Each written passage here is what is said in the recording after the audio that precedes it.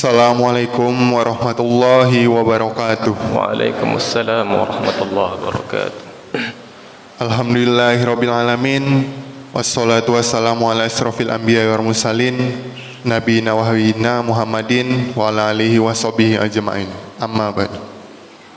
Puji syukur marilah kita panjatkan kehadirat Allah Subhanahu wa taala atas segala nikmat yang telah diberikannya kepada kita, terutama nikmat iman, nikmat Islam, dan nikmat sehat walafiat. Salawat serta salam marilah kita limpah curahkan kepada junjungan kita Nabi Muhammad SAW, kepada keluarga, sahabat, dan para pengikutnya, dan yang mana mudah-mudahan kita termasuk ke dalam pengikut Nabi Muhammad SAW yang istiqomah menjalankan sunnahnya hingga akhir zaman. Amin ya rabbal alamin. Hadirin yang dirahmati Allah, alhamdulillah pada hari ini kita telah melaksanakan kewajiban kita di pagi hari ini, yaitu melaksanakan sholat subuh berjamaah, dan yang insya Allah dilanjutkan dengan kewajiban kita dalam menuntut ilmu. Alhamdulillah pada hari ini telah hadir bersama kita yang kita muliakan Al-Ustadz Rojih Fikri LC Al-Hafiz untuk menyampaikan tausiahnya dengan mengambil tema nasihat di penghujung tahun. Untuk itu kepada Al-Ustadz Rojih Fikri LC Al-Hafiz, waktu dan tempat dipersilahkan. Assalamualaikum warahmatullahi wabarakatuh. Waalaikumsalam warahmatullahi wabarakatuh.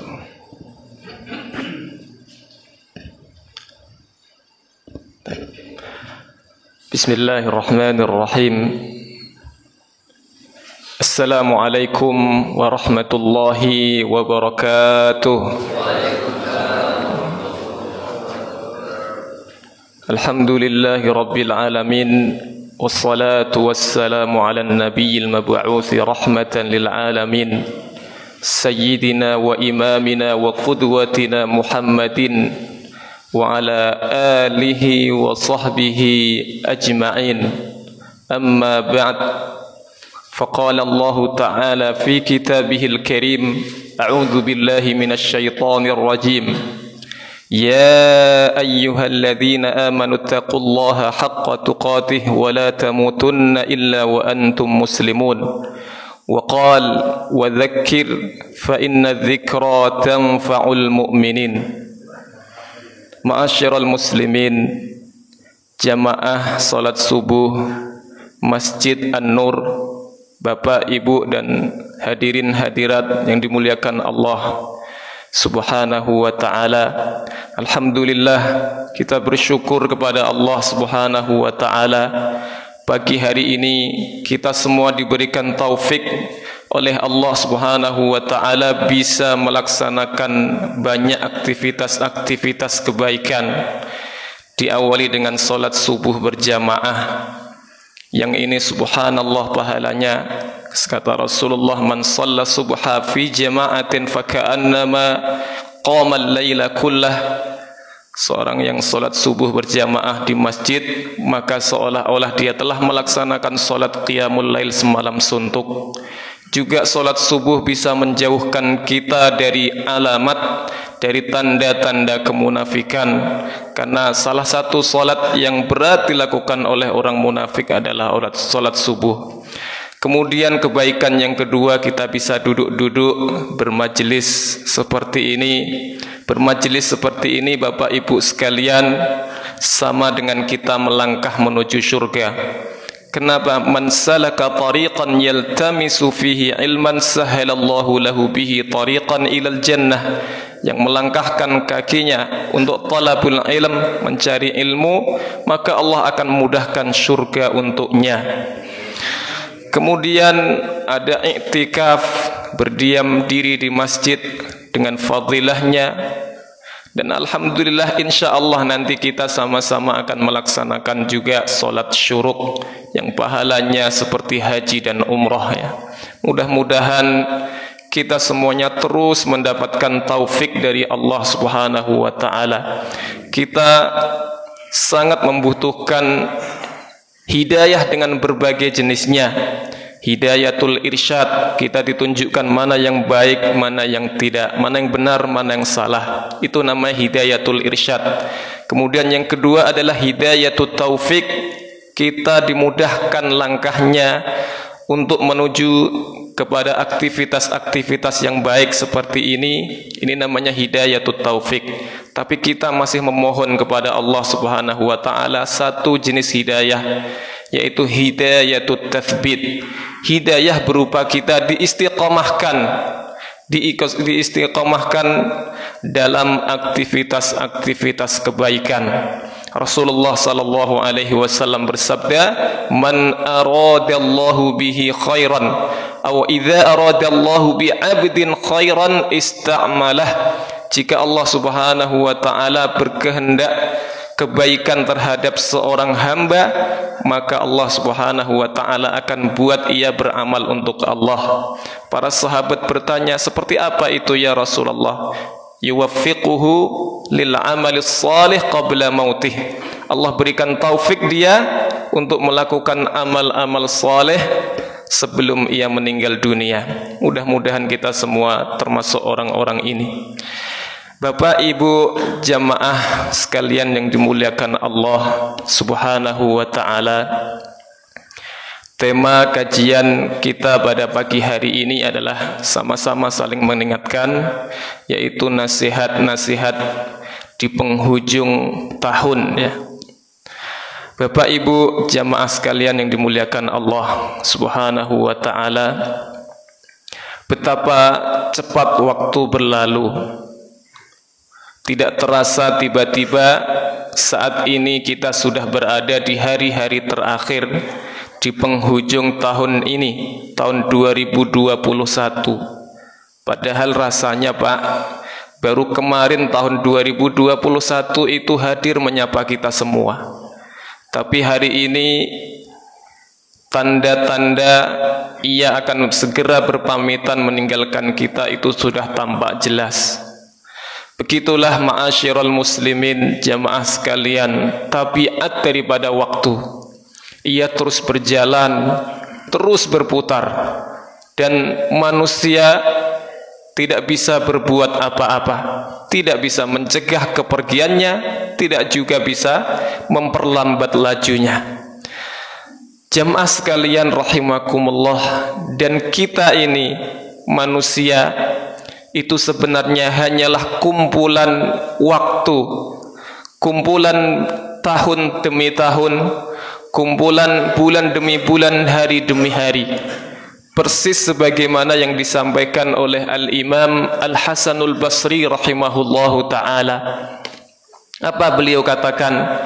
Ya bna Adam, innama anta ayyam.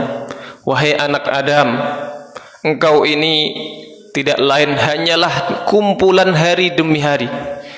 Fa idza dhahaba minka yaumun dhahaba ba'duk.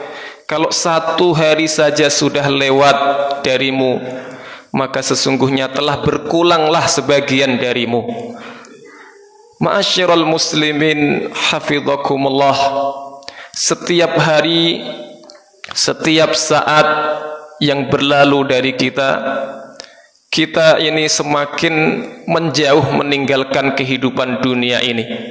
Dan sebaliknya, setiap hari yang terlewati oleh kita sebenarnya itu mendekatkan diri, mendekatkan kita semuanya kepada gerbang akhirat, yaitu kematian.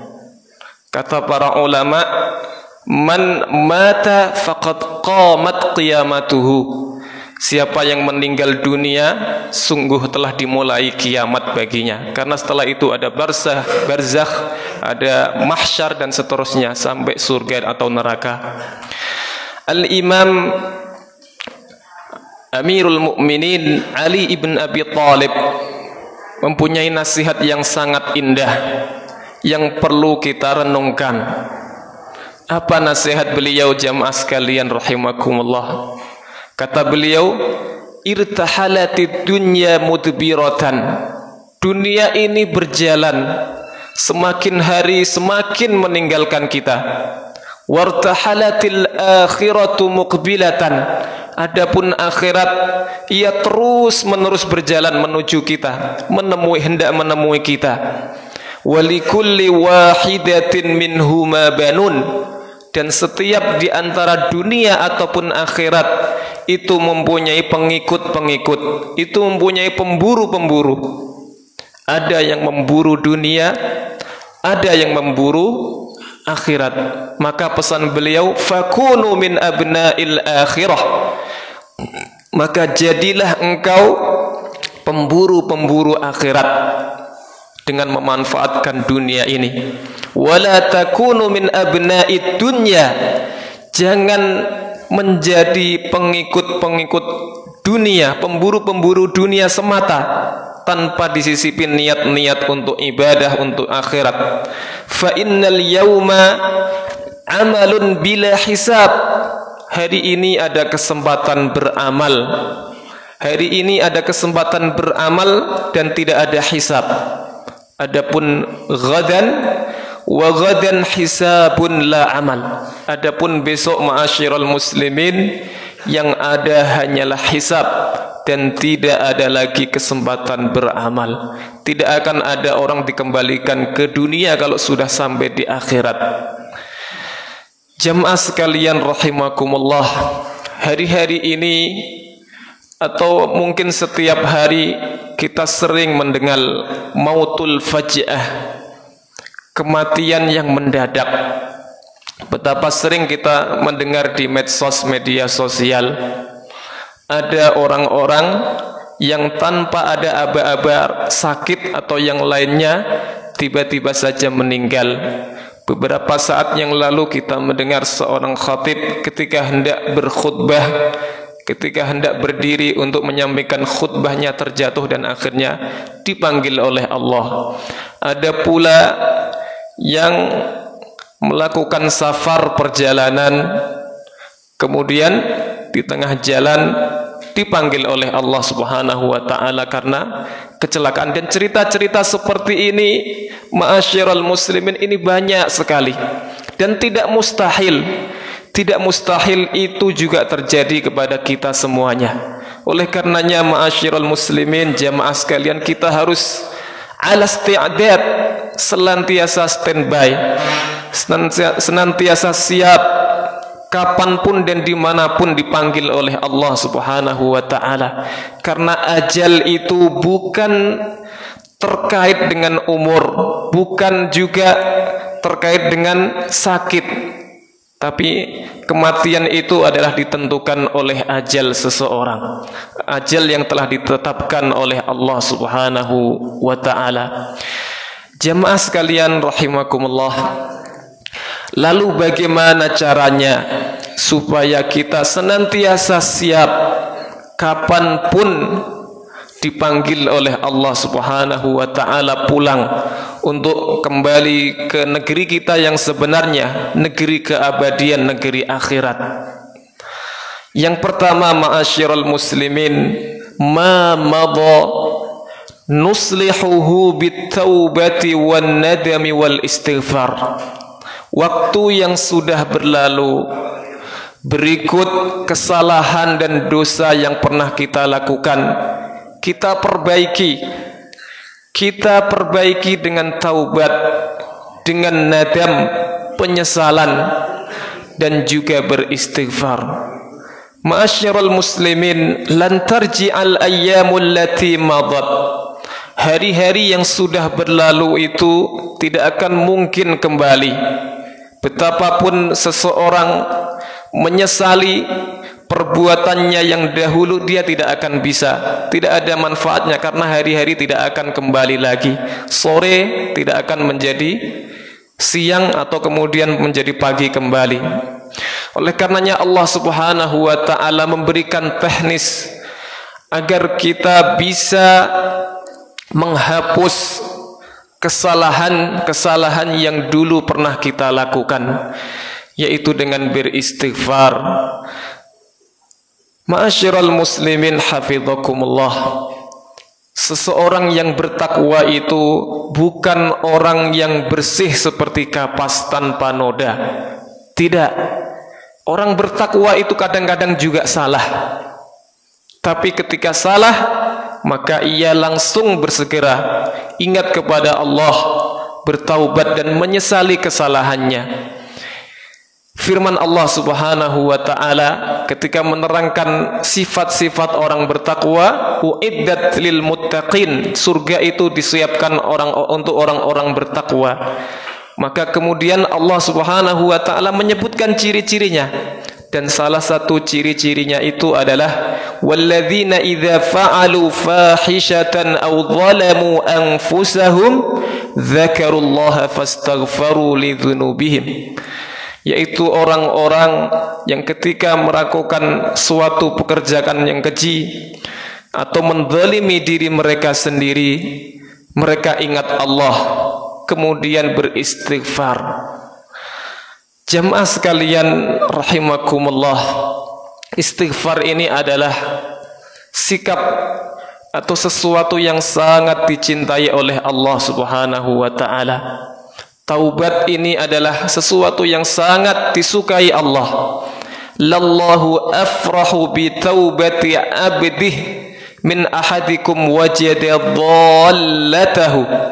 Sungguh Allah ini lebih berbahagia dengan taubatnya seorang hamba, dengan taubatnya seorang hamba daripada kalian yang menemukan barangnya yang hilang.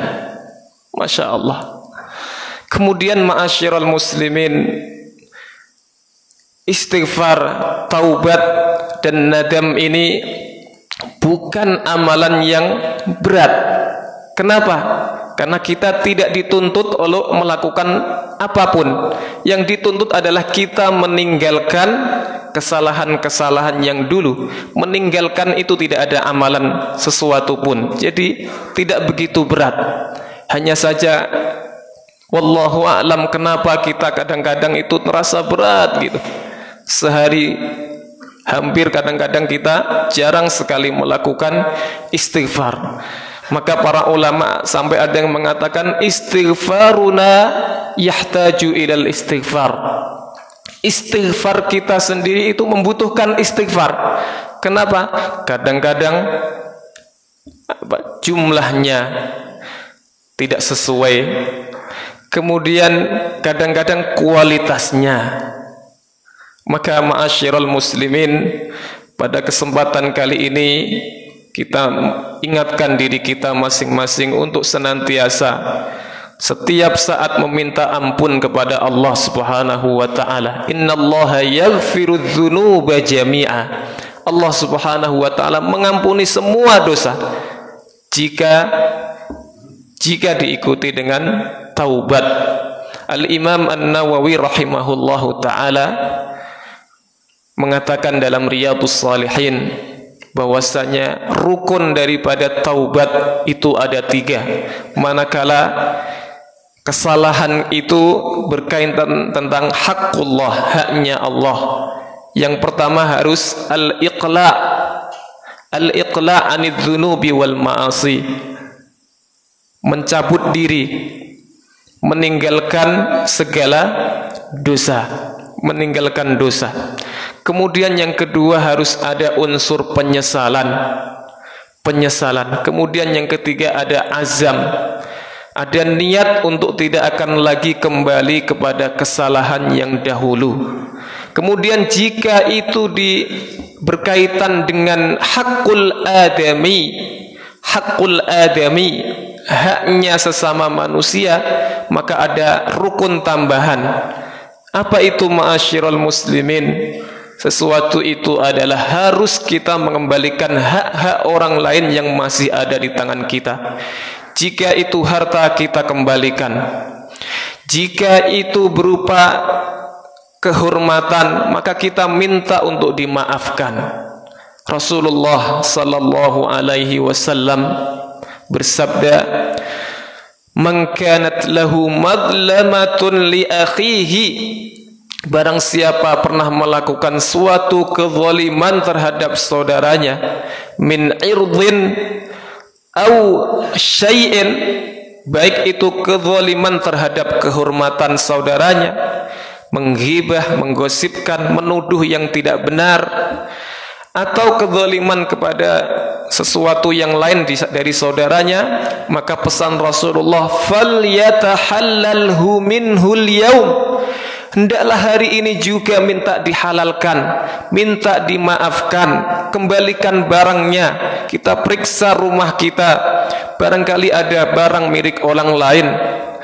Qabla an la yakuna dinarun wala dirham, sebelum datang hari di mana tidak ada lagi dinar dan dirham, harta dan kekuasaan tidak lagi bermanfaat.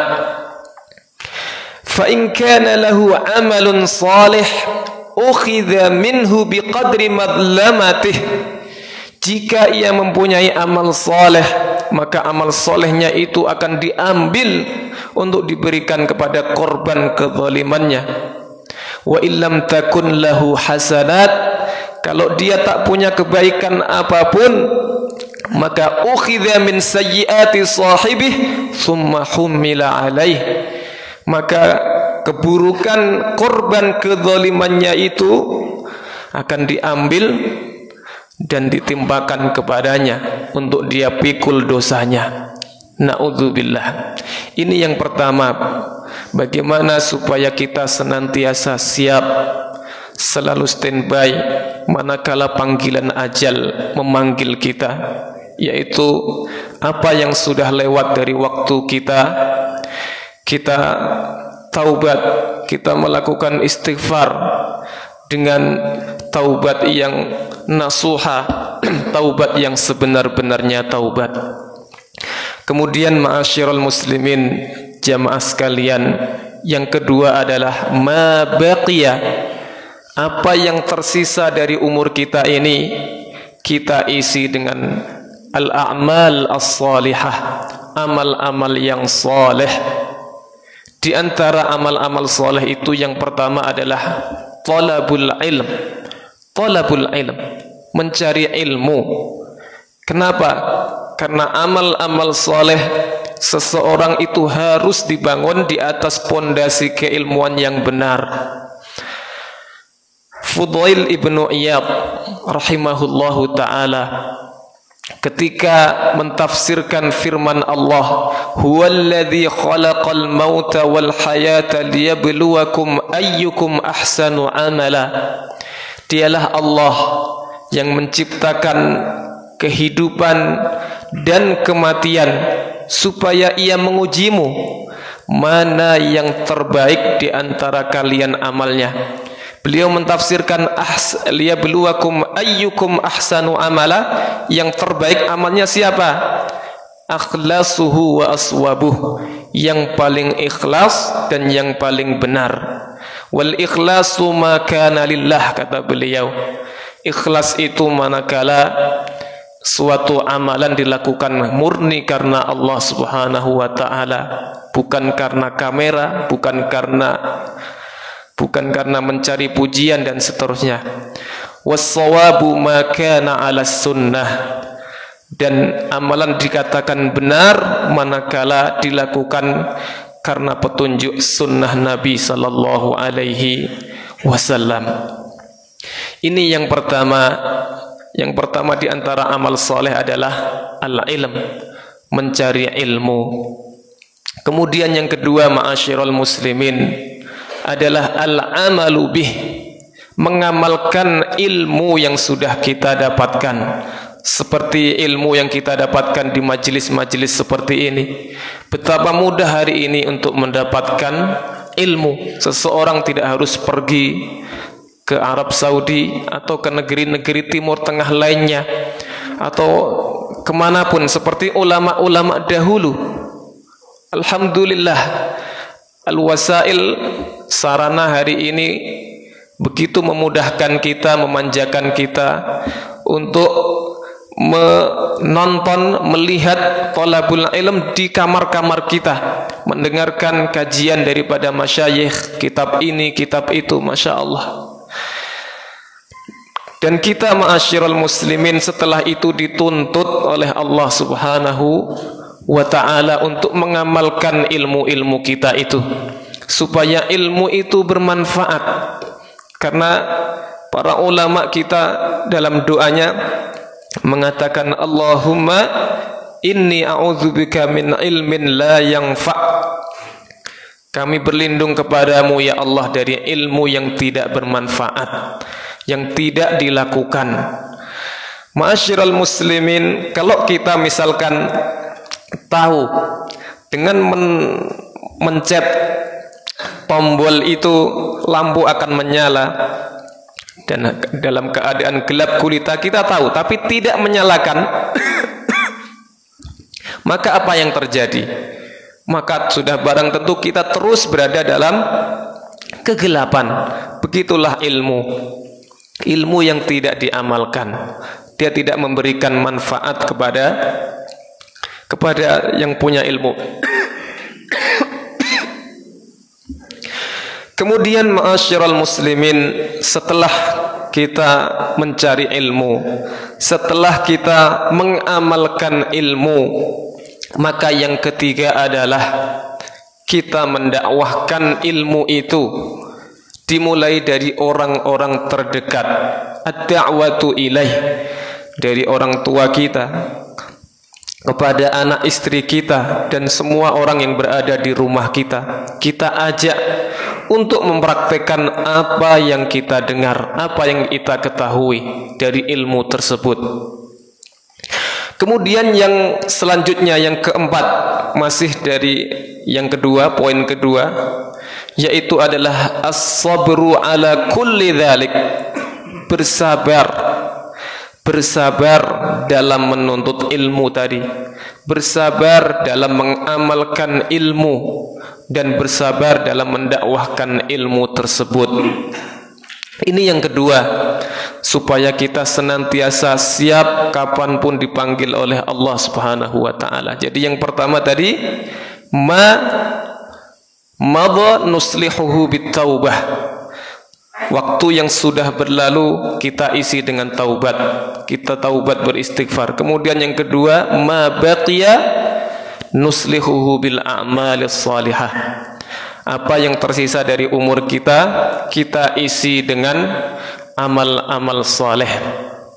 Kemudian yang ketiga, ma'asyiral muslimin, yang sangat penting kita lakukan supaya setiap langkah kita, setiap desah nafas kita, semuanya berbuah pahala. Kita harus idaratun niyat, memanajemen niat. Ma'asyiral muslimin rahimakumullah, para ulama memberikan tips agar supaya kita ini terus mendapatkan pahala, yaitu dengan memanajemen niat. Disebutkan dalam kitab An-Niyat, ada 4 hal bagaimana cara kita mengelola niat. Yang pertama, amal-amal soleh yang diperintahkan oleh Allah Subhanahu wa ta'ala, kita pastikan kita lakukan karena Allah Subhanahu wa ta'ala, bukan karena dorongan dilihat siapapun. Oleh karenanya para ulama berpesan kepada kita untuk banyak-banyak memiliki amalan-amalan rahasia. Ketika kita menyetir sendirian misalkan, di atas mobil, di atas motor, kita beristighfar, kita bersolawat, dan itu tidak diketahui orang. Ini lebih aman dalam hal keikhlasan. Makanya mereka berpesan, idza stata'ta an takuna laka khabi'atun min amalin salih faf'al. Jika kamu bisa mempunyai amal soleh yang bisa dirahasiakan, maka rahasiakanlah. Itu aman. Ini yang pertama, setiap amalan soleh kita pastikan niatnya karena Allah Subhanahu wa ta'ala. Kemudian yang kedua, al-a'mal al-mubahat, amal-amal yang sifatnya mubah. Makan, minum, berolahraga, kemudian istirahat, dan seterusnya. Ini semuanya adalah amal-amal mubah. Jangan sampai dia berlalu tanpa mendapatkan pahala kita. Maka bagaimana supaya amal-amal mubah ini tetap mengucurkan pahala untuk kita? Maka caranya adalah menyisipkan niat at-taqawwi lit-ta'ah, mengumpulkan energi untuk ketaatan dalam amalan mubah tersebut. Maka meskipun kita tidur, meskipun kita sedang makan, minum dan seterusnya, kita tetap mendapatkan pahala. Dan ini sesuatu yang banyak dilakukan atau dilalaikan oleh sebagian kaum muslimin, yaitu tidak menghadirkan niat dalam amal-amal mubah. Padahal setiap hari betapa sering kita melakukan amal-amal mubah. Kemudian ma'asyiral muslimin, yang ketiga adalah supaya kita bisa memanajemen waktu kita, memanajemen niat kita adalah al-ikthar minan nawaya as-salihah, memperbanyak niat-niat yang baik dalam setiap amalan. Memperbanyak niat-niat yang baik dalam setiap amalan. Misalkan kita sedang menghadiri kondangan, Pak Ibu ya, menghadiri kondangan, itu hadirkan banyak niat, karena setiap orang mendapatkan apa yang ia niatkan. Wa innama likulli imri'in ma nawa. Niatnya banyak, maka dia akan mendapatkan pahala banyak. Niatnya sedikit, dia akan mendapatkan pahala sedikit. Misalkan kita sedang kondangan, maka niatkan yang pertama, misalkan memenuhi panggilan atau undangan saudara muslim kita, karena itu adalah salah satu hak seorang muslim terhadap saudaranya. Hakul muslim ala al-muslim. Ya, idza ta'aka fa'ajibhu. Kalau ia undang engkau, maka datanglah. Satu. Kemudian yang kedua, misalkan idkhalus surur. Idkhalus surur, memasukkan kegembiraan dalam hatinya, karena orang yang dipenuhi undangannya akan merasa senang. Ini adalah mendapatkan niat sedekah. Niat sedekah. Kemudian yang ketiga, misalkan kita hadirkan niat silaturrahim. Silaturrahim, Allah menjanjikan pahala silaturrahim. Ya. Ini yang ketiga. Maka para ulama mengatakan kam min amalin shaghir tukabbiruhun niyah. Betapa banyak amal-amal yang sepele, tapi karena niatnya besar, niatnya banyak, maka Allah Subhanahu wa taala membesarkan dan memperbanyak niatnya. Wa innama likulli imri'in ma nawa. Dan sebaliknya Bapak Ibu sekalian, wa kam min amalin kabir, betapa banyak amalan besar, karena niatnya kecil, tusaghiruhun niyah, maka pahalanya pun kecil dan sedikit. Amalnya kelihatan besar tapi niatnya kecil. Ini sayang sekali. Kemudian yang keempat, supaya kita tetap mendapatkan pahala kapanpun, adalah sesuatu amal soleh yang hari ini belum bisa kita laksanakan, belum bisa kita lakukan karena suatu udzur, maka kita niatkan, sungguh ya Allah, kalau saya bisa melakukan itu, maka saya akan lakukan itu. Karena niat sendiri itu berpahala. Man hamma bihasanatin falam ya'malha kutibat katabtu indi hasanah kamilah. Yang meniatkan suatu kebaikan kemudian tak bisa melakukannya, maka dicatat niat itu sebagai satu kebaikan full. Ya. Rasulullah sallallahu alaihi wasallam, Bapak Ibu sekalian, ketika pulang dari perang Tabuk, ya, disebutkan dalam kitab Riyadhus Shalihin, ketika beliau pulang dari perang Tabuk bersama sahabat-sahabat yang lain sedang di jalan, beliau mengatakan, inna bil madinati larijalan, sungguh di Madinah sana ada orang-orang Ma sirtum masiron wala qata'tum wadiyan. Tidaklah kalian melampaui suatu lembah atau menyusuri suatu jalan, illa kanu ma'akum, kecuali sesungguhnya mereka sebenarnya bersama kalian. Maksudnya mendapatkan pahala yang sama.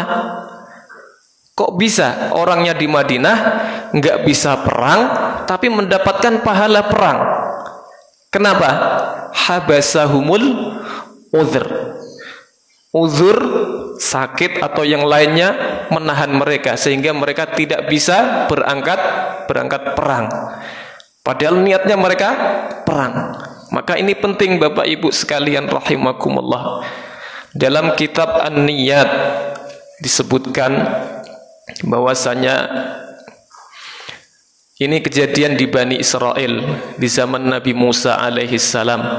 Di Bani Israel terjadi paceklik ya, sehingga terjadi kelaparan. Maka ada seseorang dari Bani Israel itu melihat gundukan pasir besar. Maka beliau melihat gundukan itu dan berniat dalam hatinya, ya Allah, seandainya gundukan pasir itu adalah gundukan gandum, ya Allah, sungguh telah aku bagi-bagikan kepada orang-orang fakir ini sehingga mereka tidak kelaparan. Begitu niatnya di dalam hatinya.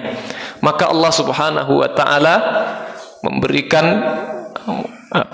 semacam wahyu kepada Nabi Musa alaihi salam, memberitahukan Allah telah menerima niat baik orang tersebut. Sangat sepertinya sepele Pak ya, tapi ini perlu kita menghadirkan niat-niat seperti ini.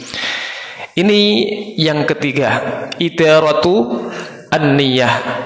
Idaratu an-niyah, memanajemen niat kita. Kemudian yang terakhir barangkali Pak ya, adalah al-iqtida bi khairin nas. Al-iqtida bi khairin nas, mengambil keteladanan dari umat-umat terdahulu, dari orang-orang terbaik sepanjang sejarah. Bapak Ibu sekalian, Allah Subhanahu wa taala dalam sejarah peradaban umat manusia pernah menobatkan satu generasi menjadi generasi terbaik sepanjang masa. Tidak pernah Allah Subhanahu wa taala menobatkan ada generasi lain sebelum dan sesudahnya. Generasi itu adalah generasi sahabat Nabi sallallahu alaihi wasallam. Rasulullah mengatakan khairul quruni qarni, thumma alladhina yalunahum, thumma alladhina yalunahum. Sebaik-baik abad adalah abadku. Berarti abad yang isinya Nabi dan sahabatnya. Kepada generasi inilah kita semuanya diperintahkan oleh Allah Subhanahu wa taala dan Rasulnya untuk mengikuti.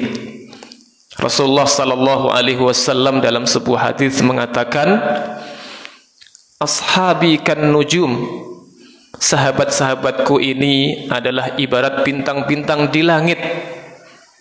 Dahulu para musafir untuk mengetahui arah mereka melihat bintang-bintang di langit ya. Mungkin kalau di hari ini seperti Google Map ya, atau kompas. Bi ayyihi muqtadaitum ihtadaitum.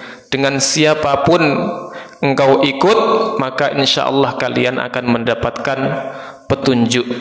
Makanya para sahabat juga berpesan kepada generasi setelahnya, man kana muta'assiyan man kana mustannan falyastanna biman qad mat. Barang siapa yang hendak mencari keteladanan, maka hendaklah ia mencarinya dari orang-orang yang sudah meninggal, yaitu maksudnya para sahabat. Kenapa? Fa innal hayya la tu'manu alaihil fitnah. Karena orang yang masih hidup masih ada peluang terkena fitnah. Hari ini baik, besok kita tidak tahu. Ada pernyataan kontroversial, sikap yang kontroversial misalkan. fa innal hayya la tu'manu alaihi al-fitnah ulaika ashabu Rasulillah. Mereka itu adalah para sahabat Nabi sallallahu alaihi wasallam. Jamaah sekalian, dengan banyak membaca sirah-sirah mereka, keteladanan-keteladanan mereka, maka insyaallah itu menjadi penyemangat dan motivasi untuk kita semua untuk senantiasa beramal soleh. Ini ma'asyiral muslimin barangkali yang bisa disampaikan. Saya ulang lagi. Yang pertama, supaya kita senantiasa siap adalah yang sudah berlalu kita taubat daripada dosa-dosa yang ada padanya sehingga kita nol dosa. Kemudian yang masih tersisa kita isi dengan amal-amal soleh. Kemudian yang ketiga, kita manajemen sekali lagi niat kita sehingga setiap gerakan kita senantiasa mendapatkan pahala yang kita butuhkan nanti di hari kiamat. Kemudian yang keempat adalah kita banyak-banyak at-ta'assi, meneladani orang-orang soleh atau orang-orang soleh terdahulu. Demikian, mudah-mudahan Allah Subhanahu wa ta'ala memberikan taufik kepada kita semuanya dan tidak memanggil kita kecuali dalam keadaan ia ridha kepada kita, sebagaimana doa ulama kita, Allahumma la tawaffana illa wa anta radin anna. Ya Allah, jangan wafatkan kami kecuali engkau ridha terhadap kami. Hadza wa sallallahu ala sayyidina Muhammad wa ala alihi wa sahbihi wa sallam. Assalamualaikum warahmatullahi wabarakatuh. Baik, selanjutnya untuk sesi tanya jawab, dipersilahkan kepada ibu-ibu untuk pertama mengajukan pertanyaan. Silahkan kalau ada, Bu. Dari ibu-ibu ada yang ingin tanyakan? Sepertinya sudah jelas, Ustaz. Baik, jika tidak ada dari ibu, dari bapak-bapak mungkin ada yang ingin ditanyakan.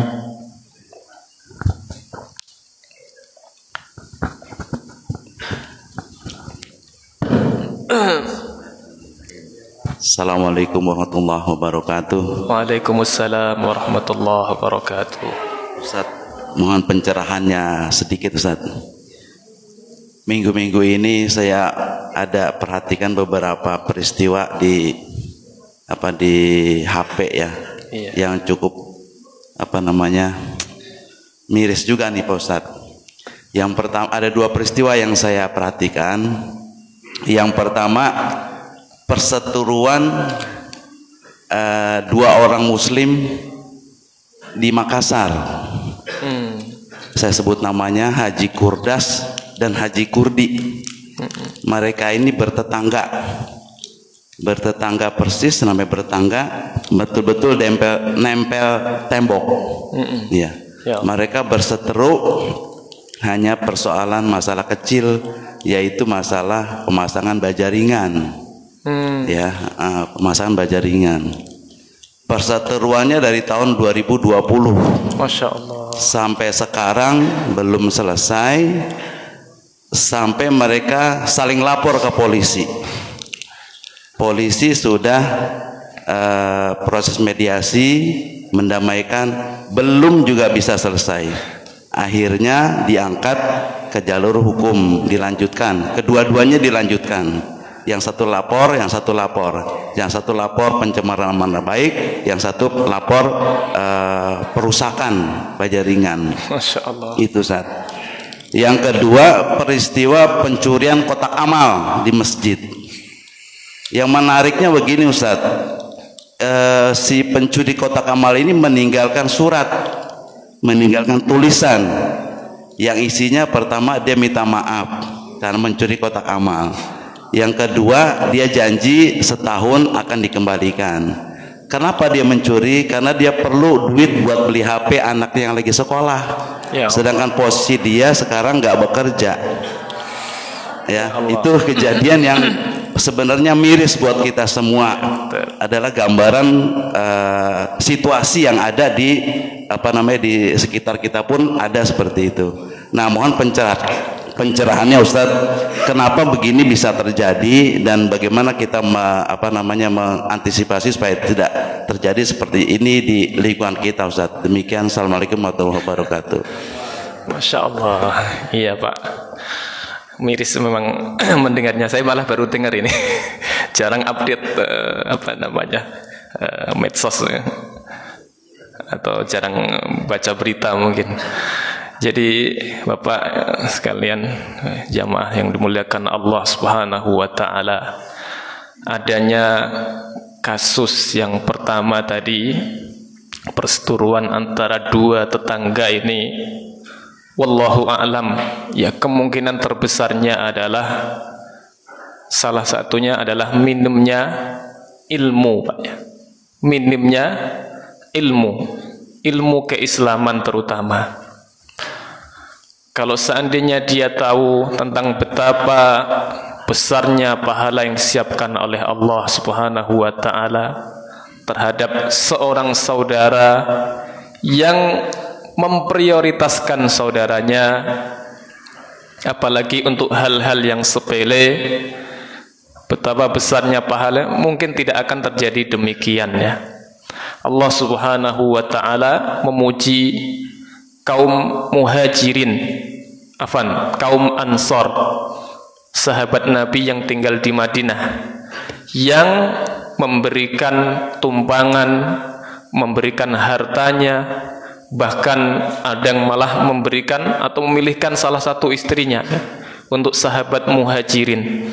Allah puji-puji dia di surat Al-Hasyr, wa yu'thiruna ala anfusihim walau kana bihim khasasah. Mereka mendahulukan saudaranya, memprioritaskan kebutuhan saudaranya meskipun mereka sendiri sebenarnya butuh gitu. Allah Subhanahu wa taala memuji ini. Mungkin kalau seandainya dia tahu, maka mungkin tidak akan terjadi seperti ini. Kemudian yang kedua adalah tentang bertetangga di dalam Islam. Dalam kitab Al-Akhlaq lil Banin, pelajaran anak-anak kita Pak di pesantren-pesantren, itu disebutkan bahwasanya tetangga itu ada 3 macam.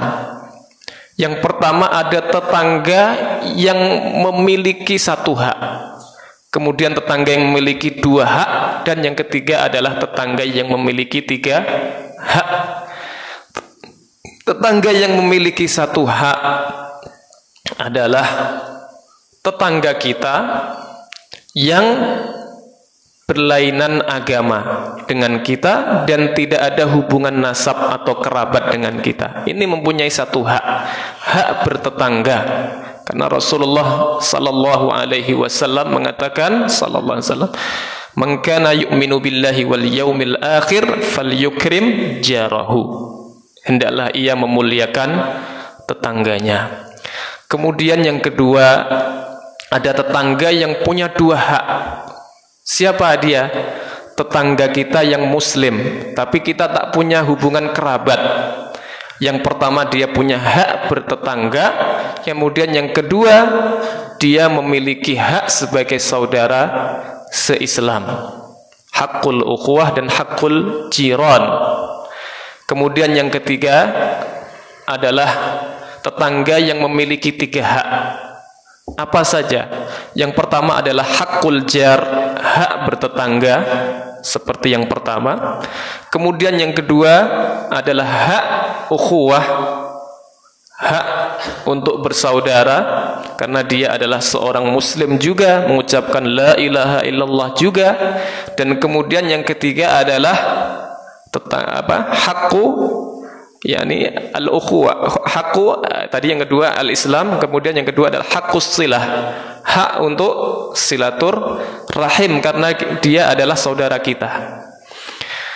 Mungkin itu Pak ya. Jadi kemungkinan penyebabnya adalah ketiadaan ilmu. Mungkin pendekatannya dari sisi ilmu barangkali. Kemudian untuk kasus kedua memang sangat miris ya.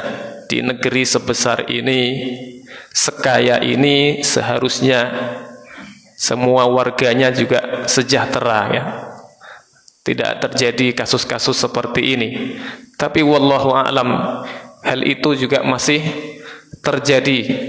Sebenarnya niatnya baik, membelikan sarana untuk thalabul ilm anaknya, tapi caranya mungkin kurang baik ya, atau tidak baiknya, tidak baik karena diambil atau dilakukan dengan cara-cara yang tidak dibenarkan oleh syariat. Dalam Islam al-ghayah la tubarrir al-wasail. Tujuan yang baik itu tidak serta-merta membenarkan caranya. Tujuan yang baik itu tidak serta-merta membenarkan cara-caranya. Kalau caranya tidak baik, maka ya tidak boleh. Tujuan yang baik harus didukung dengan cara-cara yang baik pula. Nah, ini riskan sekali ya. Kemudian di antara kewajiban kita ya, kita harusnya mengerti gitu ya, atau sadar gitu, mana di antara tetangga kita yang membutuhkan, mana yang tidak ya. Umar ibn al-Khattab radhiyallahu taala ditanya oleh salah seorang gubernur yang dia angkat, gimana kalau terjadi pencurian ya Amirul Mukminin di daerah yang saya pimpin gitu. Apa kata beliau? Jika itu karena profesinya, maka akan saya potong tangan pencuri itu. Tapi kalau itu terjadi an maja'atin, karena kelaparan, maka kamu yang saya potong tangannya. Ini tegas beliau ya, tegas beliau. Maksudnya apa? Maka sebaiknya memang kita lebih mengenal dengan orang-orang di sekitar kita, apa kebutuhannya, apa kesulitannya, apa yang dia perlukan. Nah, ini seharusnya kita lebih peka ya, saya dan kita semua peka terhadap tetangga kita yang seperti ini. Siapa yang kena PHK, butuh bantuan apa. Dan masjid alhamdulillah mungkin punya dana yang sebahagiannya bisa ditasarrufkan untuk hal-hal seperti ini ya, seperti yang terjadi di mana Jogokarian. Ini bagus sekali, meskipun tidak harus seperti itu juga ya. Wallahu ta'ala a'lam, Pak. Barangkali itu saja yang bisa disampaikan. Assalamualaikum warahmatullahi wabarakatuh. Baik, mungkin dari bapak-bapak yang lain ada yang ingin ditanyakan. Bismillah.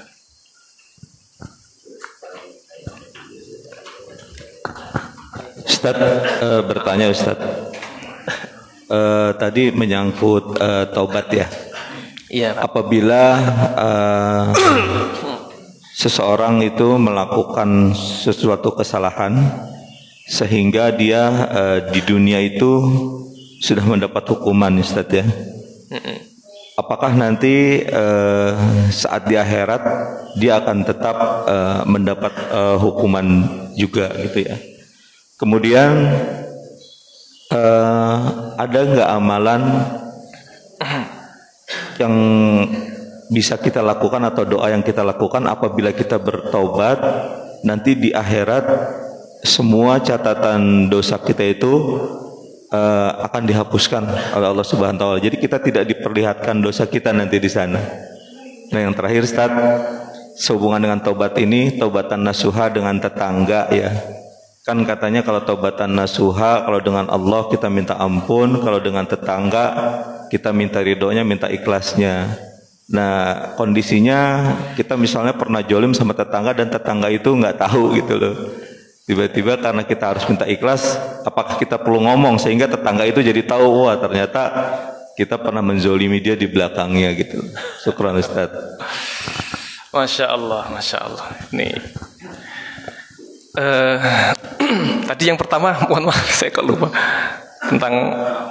Seorang yang bertobat itu misalnya sudah hukum dunia, misalnya kayak Oh iya. Di akhirat juga tetap mendapatkan.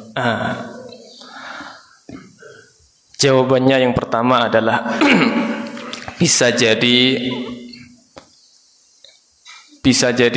yang pertama musibah atau hukuman.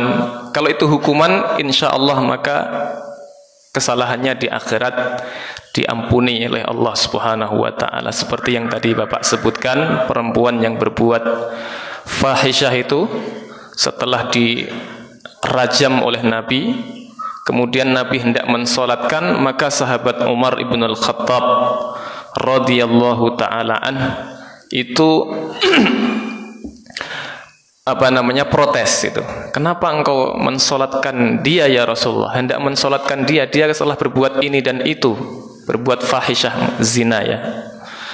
Maka Rasulullah kemudian laqad taba taubatan law qusimat ala arba'in aw as-sab'in itu lakafathum. Rasulullah mengatakan dia telah melakukan taubat.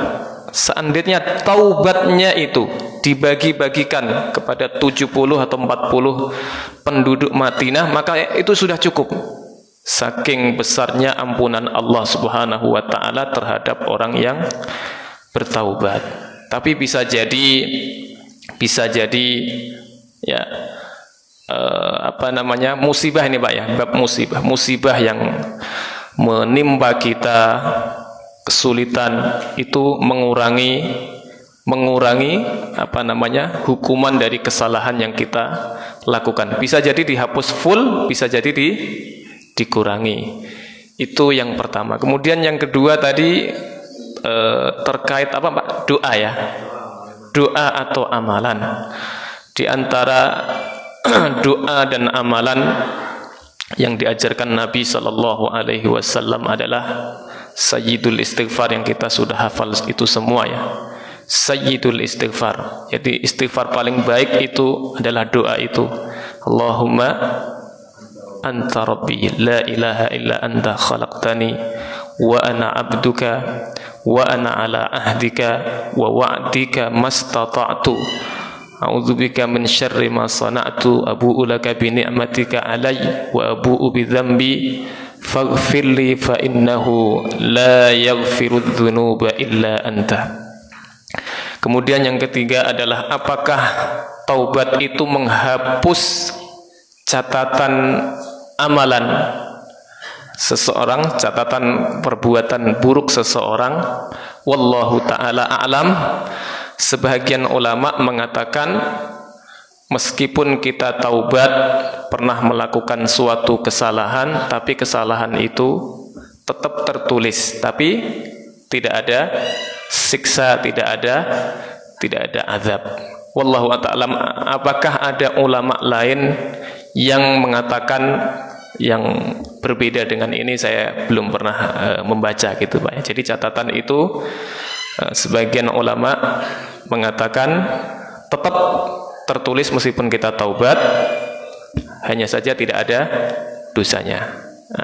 Supaya nanti untuk sebagai hujjah di depan Allah Subhanahu wa ta'ala, kita diadili oleh Allah, kamu pernah melakukan ini? Ya. Tapi saya sudah bertobat ya Allah ya. Wallahu ta'ala alam gitu Pak ya, barangkali. Minta ridho tetangga? Ini antara dua dilema ya Pak ya. Yang pertama, kita dituntut oleh Allah Subhanahu wa ta'ala untuk falyatahallal minhul yaum gitu ya, untuk minta dihalalkan dosanya ya kan, terhadap saudaranya. Yang kedua kita diminta untuk menyembunyikan dosa ya kan.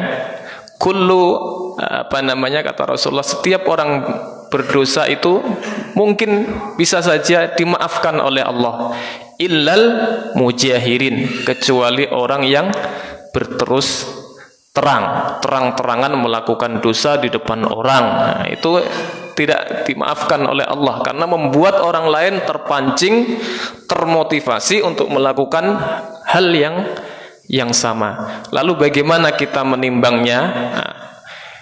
Wallahu ta'ala a'lam.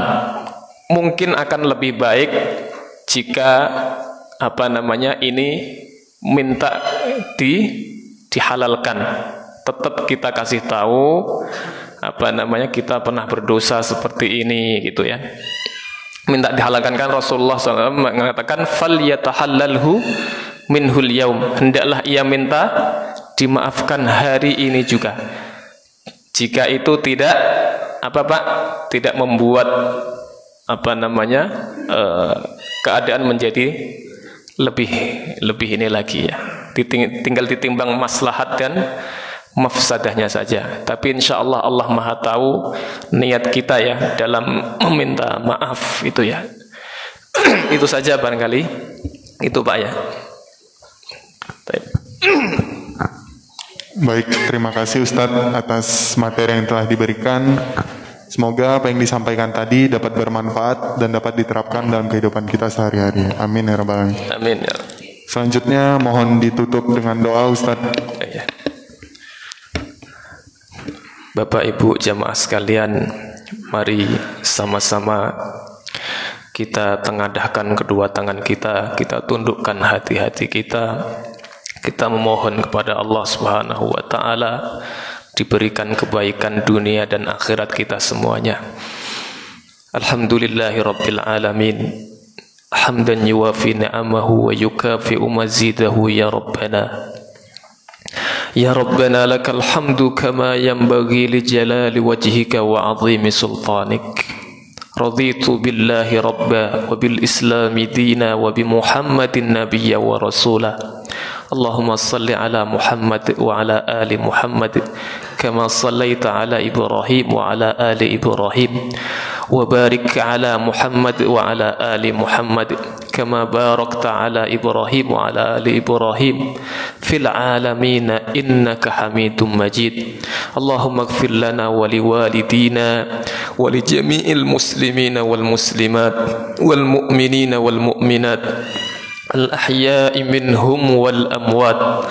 اللهم إنا نسألك من الخير كله عاجله وآجله ما علمنا منه وما لم نعلم ونعوذ بك من الشر كله عاجله وآجله ما علمنا منه وما لم نعلم. اللهم إنا نسألك من خير ما سألك منه عبدك ونبيك محمد صلى الله عليه وسلم وعبادك الصالحون ونعوذ بك من شر ما استعاذك منه عبدك ونبيك محمد صلى الله عليه وسلم وعبادك الصالحون. اللهم إنا نسألك الجنة وما قرب إليها من قول وعمل ونعوذ بك من النار وما قرب إليها من قول وعمل. ربنا ظلمنا أنفسنا وإن لم تغفر لنا وترحمنا لنكونن من الخاسرين. ربنا آتنا في الدنيا حسنة وفي الآخرة حسنة وقنا عذاب النار. وصلى اللهم على سيدنا محمد وعلى آله وصحبه وسلم. السلام عليكم ورحمة الله وبركاته. Baik jemaah yang dirahmati Allah, kita akhiri kajian kita pada hari ini dengan membaca doa kafiratul majlis. Subhanakallahumma wa bihamdika asyhadu an la ilaha illa anta astaghfiruka wa atubu ilaik.